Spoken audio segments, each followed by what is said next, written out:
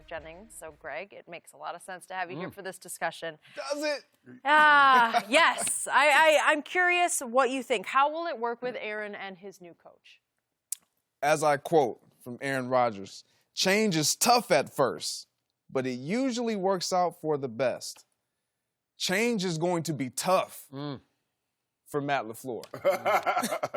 This is going to be tough for Matt LaFleur walking into it. And Aaron Rodgers is telling me everybody can say whatever they want to say, but I'm going to call a spade a spade. He's showing me exactly what he's doing and who he is. He's showing it to all of us. Has Aaron Rodgers reached out to Matt LaFleur? Have we heard that? Have we heard any reports on that? Have we heard? I guess they talked once. Have we heard any embracement or endorsement of Matt LaFleur? No. No.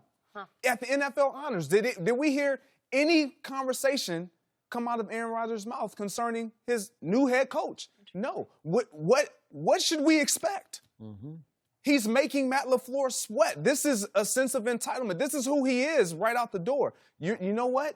Yeah, we have a change, and I wanted the change, but now I'm going to enter the change when I'm ready to enter the change. I'm going to embrace the change when I'm ready to embrace the change.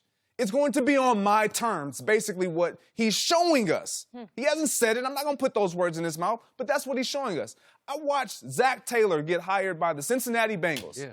Who did we see in the locker room endorsing that head coach, embracing and that acknowledgement right away? Andy Dalton, the head coach, the quarterback, the face of the franchise. That's interesting. You endorse it when you want the change and when you're ready for change and when you're willing to accept and embrace change, you endorse it right away. You meet it right at the front door. Aaron Rodgers has yet to do that.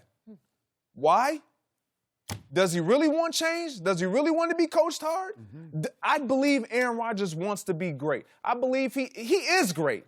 And I believe he wants to be challenged, but on his terms, the way he wants it. And what Matt LaFleur has done, he's put guys around him that he feels like he doesn't have to bear all the load with a Luke Getsky at quarterback coach who's been there before, who's coached the wide receivers, with Nathaniel Hackett, who's offensive coordinator. Different faces, different voices that he can kind of whisper to. You got to have that when you're dealing with a guy like Aaron Rodgers, because you better believe he can't be the only voice that Aaron Rodgers hears, because that's going to wear thin real quick. So how is this going to work out? In the words of Aaron Rodgers, change is going to be tough at first. But it might be tough for a long time. It might be tough for a long time. Skip, we don't know. We don't know what the end is going to look like. You sure you don't want to defend your guy? Nah, I ain't got no defense. You got no defense? No, Skip. You've been shut down. I said this years ago, and he got a little upset at me with what I had to say. Really? So, yeah, go ahead. Aaron Rodgers got upset with you? Yeah, because I read him from a distance. Oh, because I know. I've been. What you know, Shannon? I was say, tell us. I know. He'll finger point. He'll blame her, and he and I would have had problems because it's never his fault. He will say, "I've got to play better," because that's what a quarterback should say, but he doesn't believe it. Tom Brady and Peyton Manning and John Elway will say, "I have to play better," and they sincerely know, I need to be better. I need to play better because we can't be better. He's thin-skinned. He hears everything. And if you don't heap praise on him and constantly reassure him how great he is, it's going to be a problem. And that's the problem, Skip. I believe he's transcended. He's the greatest thrower of the football that I've ever seen. And I've seen a lot of quarterbacks. But his personality would rub me the wrong way, and he and I would have huge problems. I've told you from the start, you can't be transcendent if you don't have some leadership intangibles. And he's got low to no leadership intangibles. He wants to lead Aaron into State Farm commercials. That's how I know him the best.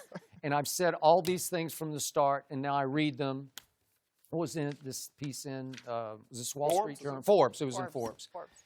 I read that Jermichael Finley said he had a rocky relationship with Aaron Rodgers. And then I go over here and I read that Kabir Baja-Biamila says, actually, Brett Favre was more humble because Aaron turned out to be more on the arrogant side, says Baja-Biamila.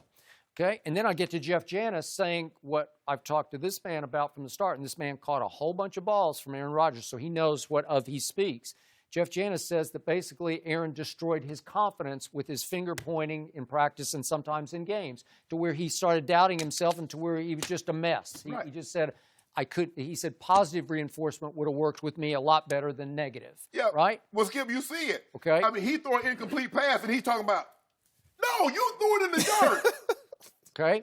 So I've always admired Greg Jennings, because from the start on this show, Greg said, it can be tough. It can be a problem.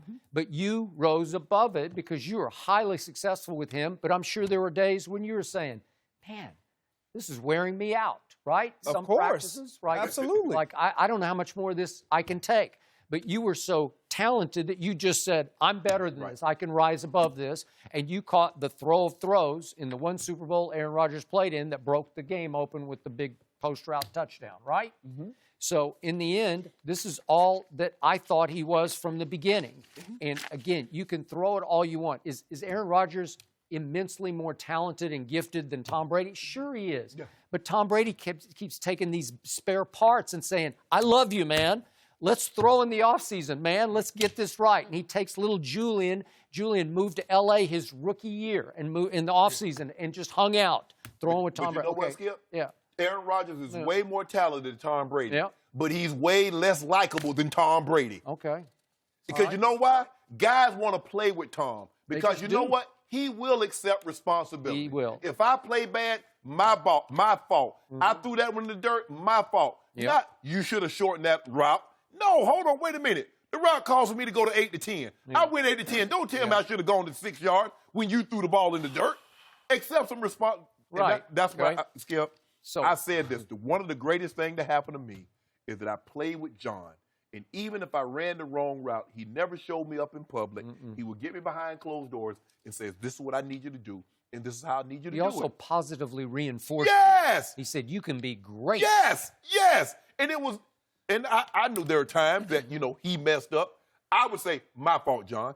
Knew he threw, he threw it over my head, or he short hopped it to me. Yeah. My bad, bro. But because I you got built the next trust one. between each other. I get that. And you're not finna point, hey, don't you ever, I don't care.